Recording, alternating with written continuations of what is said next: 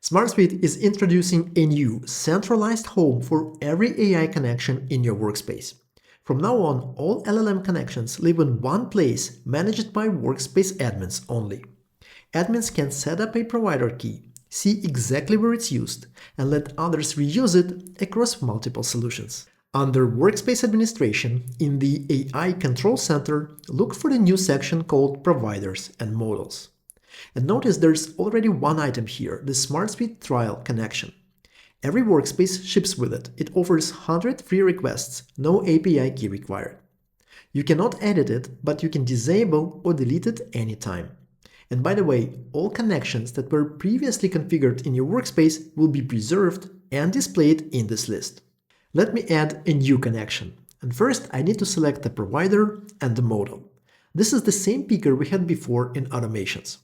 I'll go with the latest opus by Anthropic. I will paste my API key, then name it, risk assessment, and add optional description. I can also choose whether to enable internet access. If the model doesn't support browsing, this option will be turned off automatically. Before I move on, I need to test this connection. SmartSuite sends a test prompt to the model and displays back the result. If it's healthy, the test button turns into next. If it fails, I would need to adjust my configuration and try again. Now I can define where this connection can be used. By default, it's all solutions, but I want to narrow it to only selected, vendor management, and incidents management. And now I can enable features for this connection separately: AI Workflow Agent and AI Field Agent. I'll leave both enabled and click Add Connection. And there it is. At a glance, every connection shows its name, provider, model, enabled features, how many solutions it covers, and whether it's active or not. Every connection also has a usage and activity log that consists of two tabs. The Used In tab shows exactly where this connection is live.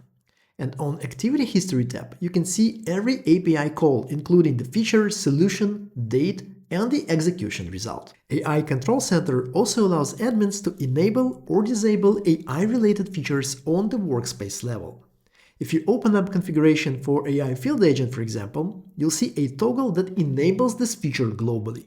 And below it, you'll get a list of connections where field agents are turned on. And now, when you set up a workflow agent or a field agent, you will get Select Connection dropdown.